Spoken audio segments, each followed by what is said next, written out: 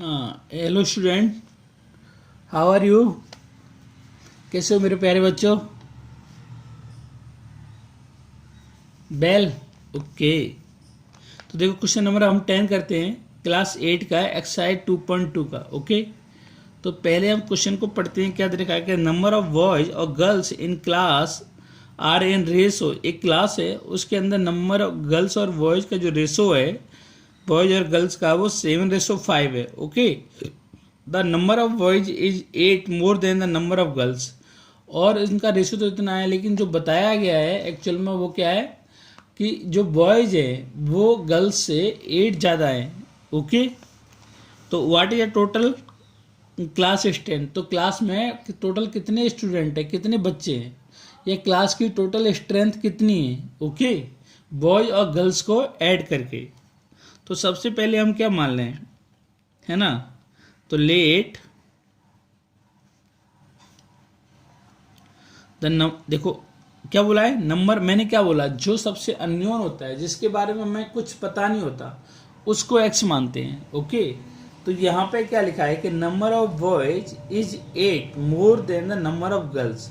तो ये तो पता है कि अगर हमें गर्ल्स का पता चल जाए तो बॉयज का हम बता सकते हैं। क्यों? क्योंकि सर बॉयज हैं वो गर्ल्स से 8 ज़्यादा है। तो सबसे हमें गर्ल्स का नहीं पता है, तो है ना, तो क्या मानेंगे, let the number of girls कितना मान लेंगे, इज एक्स। ओके, एक्स मान लिया। अब बताओ नंबर ऑफ बॉयज कितने होंगे, आप तो बता ही दोगे। देन नंबर ऑफ बॉयज कितने हो जाएंगे, एक्स प्लस 8। ओके,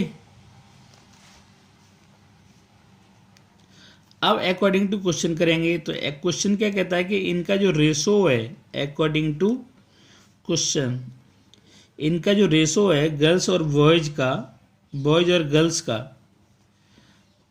वो कितना रेशो है, 7:5।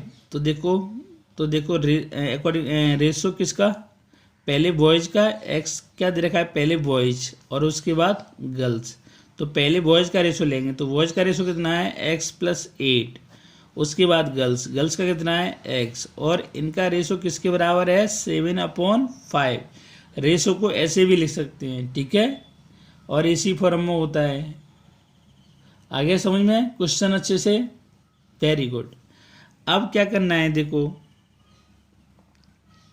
इसका क्रॉस मल्टीप्लाई करो।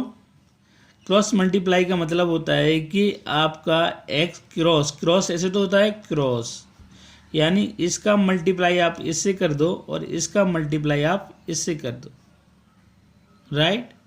तो देखो 5 का मल्टीप्लाई मैं इसको ऐसे लिख सकता हूँ आगे कि 5 का मल्टीप्लाई किससे होगा, इससे, तो x प्लस 8, और साइन किसका है बीच में, इक्वल का, और x का मल्टीप्लाई किससे होगा, 7 से, तो 7 इंटू एक्स, तो 7x।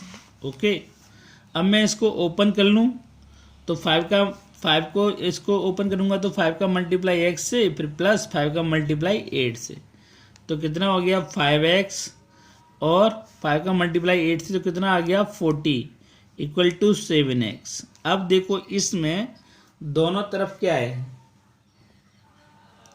वेरिएबल दोनों साइड है ना, बहुत साइड LHS में भी वेरिएबल है और RHS में वेरिएबल है। तो हम किस मेथड से सॉल्व करेंगे इसको, बाय ट्रांसपोजिंग मेथड से। ओके, तो अब क्या करेंगे, जो हमारे, हम वेरिएबल को एक साइड कर देंगे और जो कांस्टेंट है हमारे उनको एक साइड कर देंगे, ठीक है। तो देखो इस 7x को हम किधर ले आएंगे, आप आपकी मर्जी हो उस तरफ लेके आ सकते हो। आज 5x को आप उस तरफ ले जाओ या 7x को इधर ले आओ। तो देखो हम 7x को या 5x को उस तरफ लेके जाते हैं, ठीक है, कोई फर्क नहीं पड़ेगा। तो देखो क्या लिखेंगे, ट्रांसपोजिंग 5x, है ना, कहाँ जाएगी, 5x to right hand side. Okay, from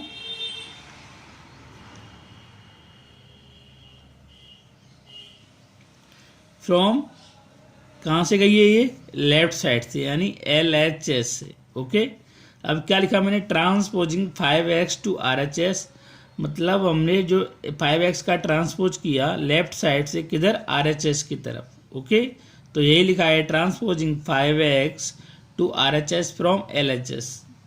तो ये देखो 40 और इक्वल टू लिखेंगे 7x। तो अब ये 5x कहाँ पहुँच जाएगी, राइट हैंड साइड में। तो मैंने कहा जब हम ट्रांसपोजिंग करते हैं तो उसका साइन क्या हो जाता है, चेंज हो जाता है। तो अभी ये 5x इस तरफ था, अभी इसको राइट हैंड साइड में ले जाएंगे तो अभी प्लस का था, किसका हो जाएगा, माइनस का।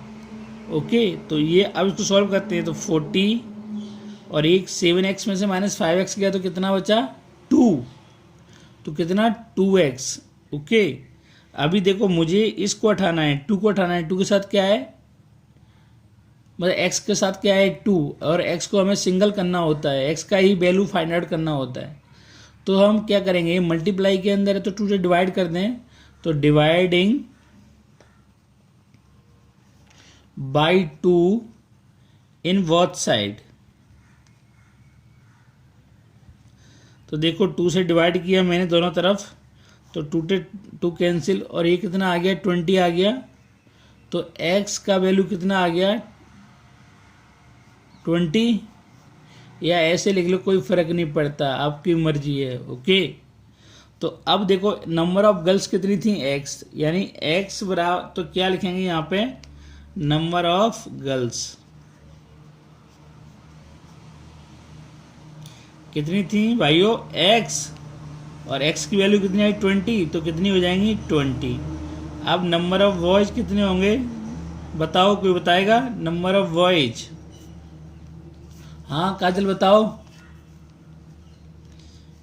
बिल्कुल सही बोला, कितना, x + 8 थे बॉयज, तो x की जगह पे क्या रख दिया जाए, 20, तो कितने हो गए, 20 + 8, कितने हो गए, 28। तो नंबर ऑफ गर्ल्स आ गई 20 और नंबर ऑफ बॉयज आ गए 28। ओके, तो देखो अभी देखो इसमें क्या बोला था कि बॉयज 8 ज़्यादा आए, किससे, गर्ल्स से, तो देखो 8 ज़्यादा भी हो गए।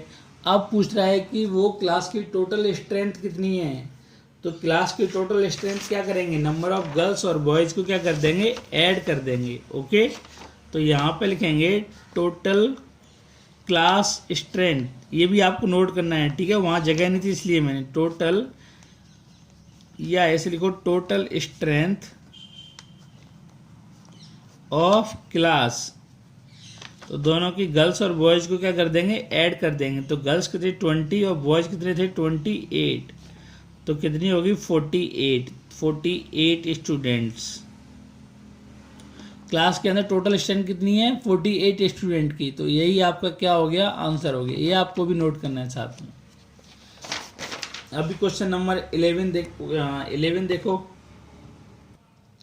तो क्वेश्चन देखो कि जो वाइचिंग है ना, Waiching's father is 26 year younger than the Waiching's grandfather, यानी जो वाइचिंग के जो पापा हैं, है ना, आपने सुना है वाइचिंग भूटिया किसका प्लेयर था, फुटबॉल प्लेयर।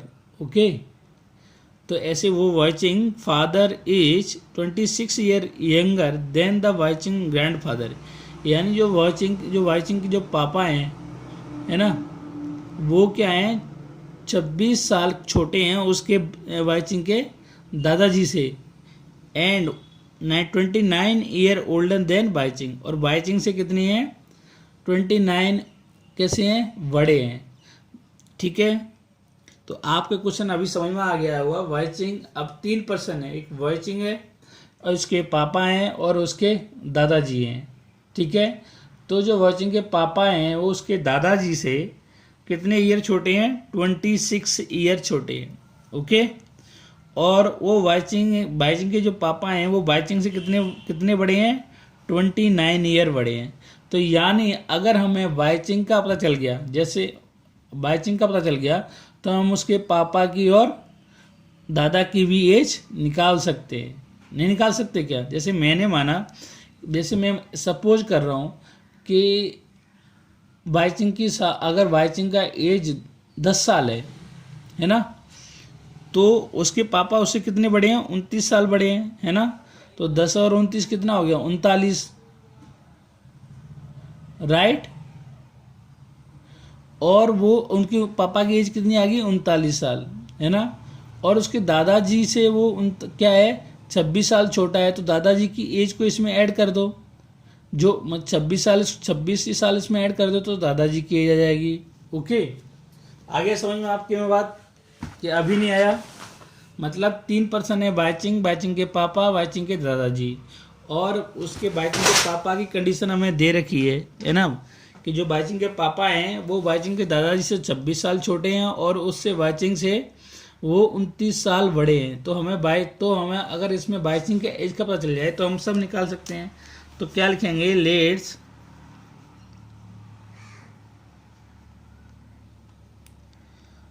बाइचिंग एज। तो बाइचिंग की एज को हम क्या मान लेते हैं, एक्स ईयर। ओके, तो बाइचिंग के फादर की एज कितनी हो जाएगी, बाइचिंग्स फादर एज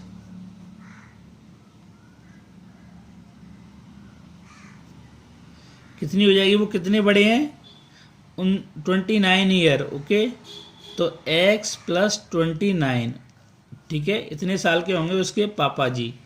तो दादाजी कितने होंगे, बाइचिंग्स ग्रैंडफादर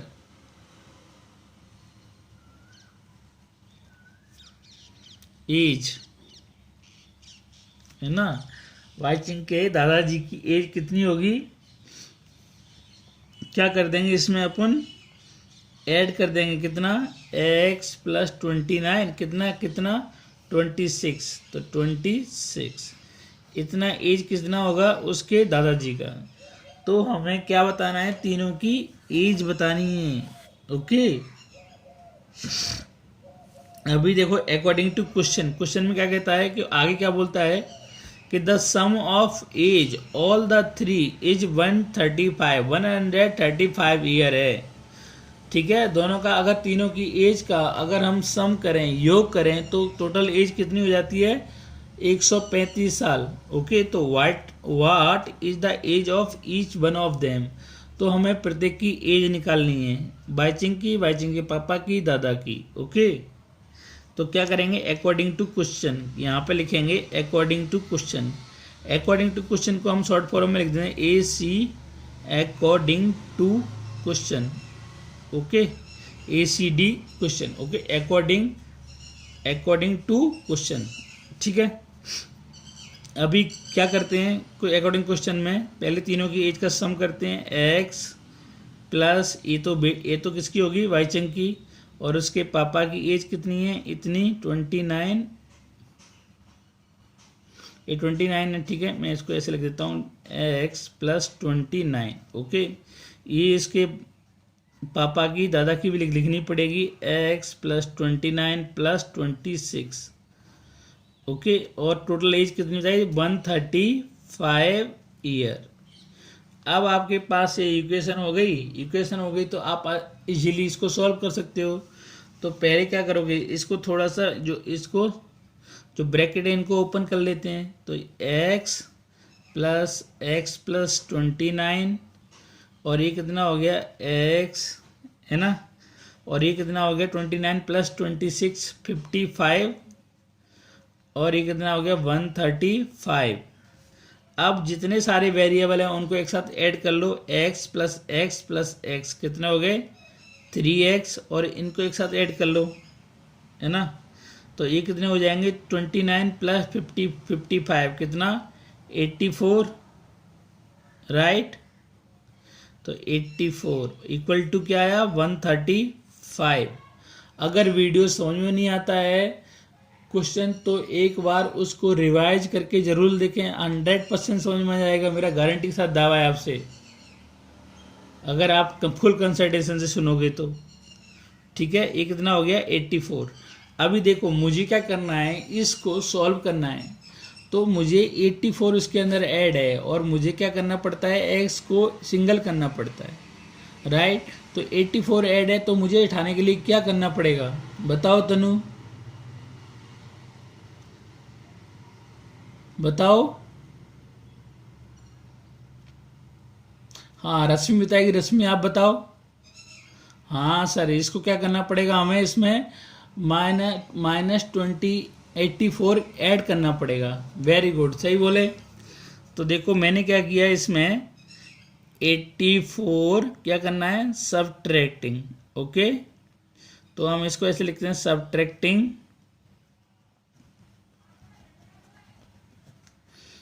84 है ना, बाई 84 बोथ साइड।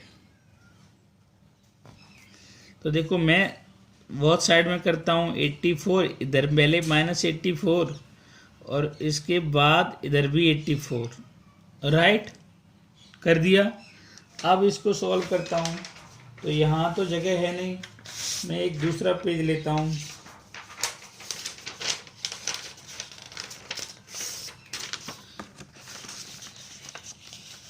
ठीक है, तो 84 से 84 कैंसिल, राइट।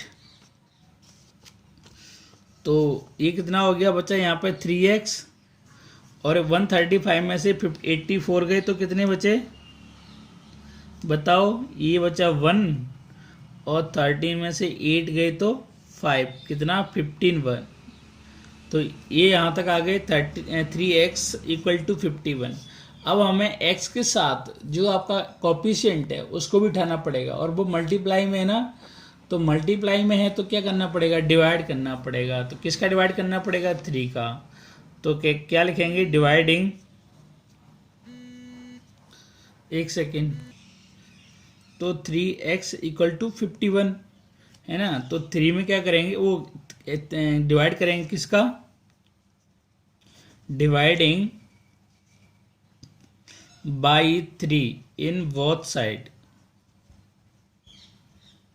ओके, तो 3 से मैंने डिवाइड कर दिया दोनों साइड में, और ये 3 से 3 कैंसिल, और ये कितना आ गया, x = 17।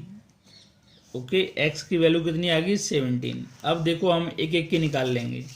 सबसे पहले हमने किसकी, वाई चिंग की एज को माना था x, है ना। तो लिखेंगे वाई चंग एज कितना, x ईयर माना था, तो x का वैल्यू कितना है, 17 ईयर। अब वाई चिंग्स फादर